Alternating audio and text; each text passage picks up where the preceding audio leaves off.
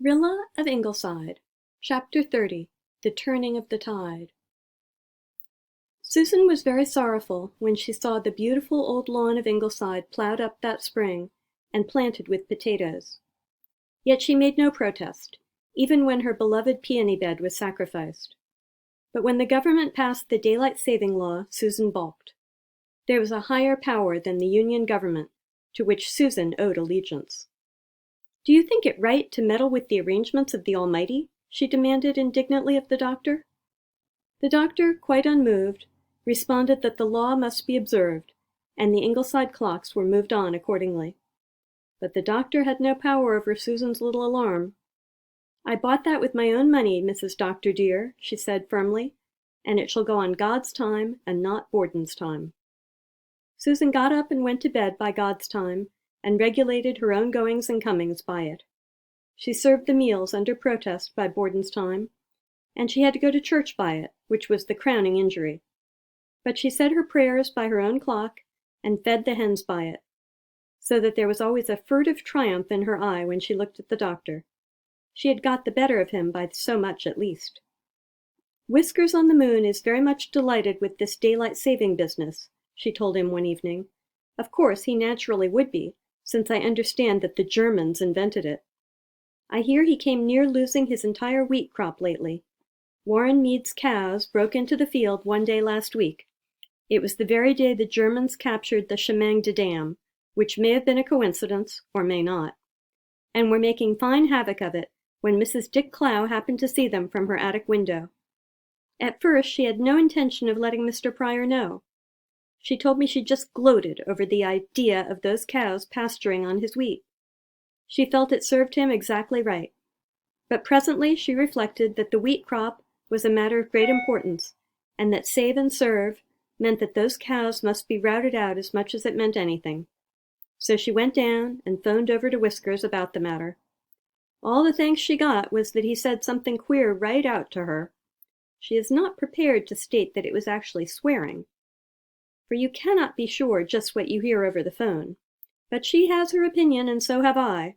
But I will not express it, for here comes Mr. Meredith, and Whiskers is one of his elders, so we must be discreet." "Are you looking for the new star?" asked Mr. Meredith, joining Miss Oliver and Rilla, who were standing among the blossoming potatoes gazing skyward. "Yes, we have found it. See, it is just above the tip of that tallest old pine."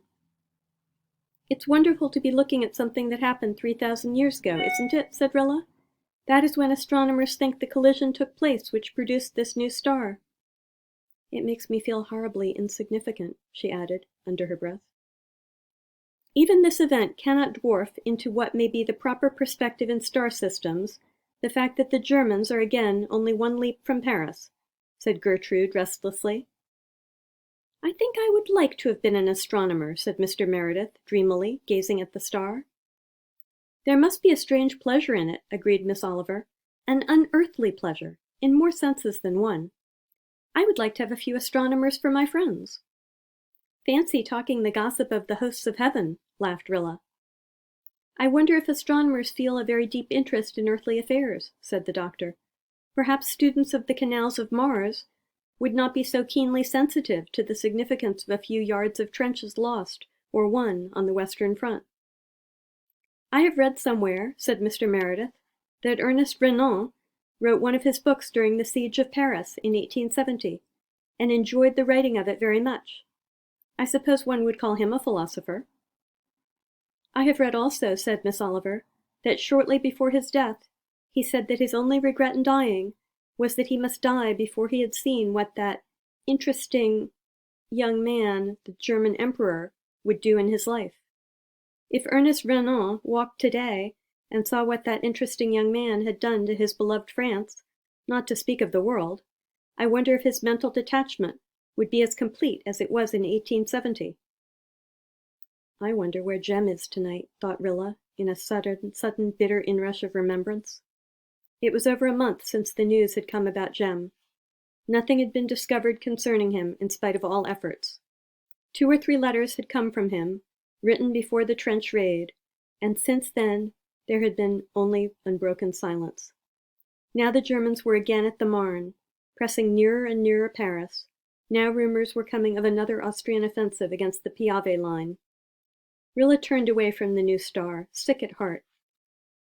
It was one of the moments where hope and courage failed her utterly, when it seemed impossible to go on even one more day. If they only knew what had happened to Jem. You can face anything you know. But a beleaguerment of fear and doubt and suspense is a hard thing for the morale. Surely if Jem were alive, some word would have come through.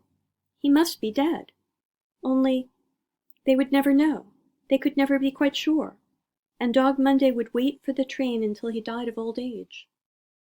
Monday was only a poor, faithful, rheumatic little dog, who knew nothing more of his master's fate than they did. Rilla had a white night and did not fall asleep until late. When she wakened, Gertrude Oliver was sitting at her window, leaning out to meet the silver mystery of the dawn. Her clever, striking profile, with the masses of black hair behind it, came out clearly against the pallid gold of the eastern sky. Rilla remembered Jem's admiration of the curve of Miss Oliver's brow and chin, and she shuddered. Everything that reminded her of Jem was beginning to give intolerable pain. Walter's death had inflicted on her heart a terrible wound, but it had been a clean wound, and had healed slowly as such wounds do, though the scar must remain forever. But the torture of Jem's disappearance was another thing. There was a poison in it that kept it from healing. The alternations of hope and despair, the endless watching each day for the letter that never came, that might never come, the newspaper tales of ill usage of prisoners, the bitter wonder as to Jem's wound, all were increasingly hard to bear. Gertrude Oliver turned her head. There was an odd brilliancy in her eyes. "Rilla, I've had another dream." "Oh, no, no," cried Rilla, shrinking. Miss Oliver's dreams had always foretold coming disaster. "Rilla, it was a good dream. Listen. I dreamed just as I did 4 years ago, that I stood on the veranda steps and looked down the glen, and it was still covered by waves that lapped about my feet. But as I looked, the waves began to ebb, and they ebbed as swiftly as 4 years ago they rolled in, ebbed out and out to the gulf, and the glen lay before me, beautiful and green, with a rainbow spanning Rainbow Valley, a rainbow of such splendid color that it dazzled me, and I woke. Rilla, Rilla Blythe, the tide has turned." "I wish I could believe it," sighed Rilla. "Sooth was my prophecy of fear. Believe it when it augurs cheer," quoted Gertrude, almost gaily. "I tell you, I have no doubt." Yet in spite of the great Italian victory at the Piave that came a few days later, she had doubt, many a time in the hard month that followed. And when in mid-July the Germans crossed the Marne again, despair came sickeningly. It was idle, they all felt, to hope that the miracle of the Marne would be repeated. But it was. Again, as in 1914, the tide turned at the Marne. The French and American troops struck their sudden smashing blow on the exposed flank of the enemy, and with the almost inconceivable rapidity of a dream, the whole aspect of the war changed. "The Allies have won 2 tremendous victories," said the doctor, on the 20th of July. "It's the beginning of the end. I feel it, said Mrs. Blythe. "Thank God," said Susan, folding her trembling old hands. Then she added under her breath, "But it won't bring our boys back." Nevertheless, she went out and ran up the flag for the first time since the fall of Jerusalem. As it caught the breeze and swelled gallantly out above her, Susan lifted her hand and saluted it, as she had seen Shirley do. "We've all given something to keep you flying," she said. 400,000 of our boys gone overseas, 50,000 of them killed.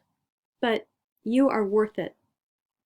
The wind whipped her gray hair about her face, and the gingham apron that shrouded her from head to foot was cut on lines of economy, not of grace. Yet somehow just then Susan made an imposing figure. She was one of the women, courageous, unquailing, patient, heroic, who had made victory possible. In her, they all saluted the symbol for which their nearest had fought. Something of this was in the doctor's mind as he watched her from the door. "Susan," he said, when she turned to come in, "from the first to the last of this business, you have been a brick.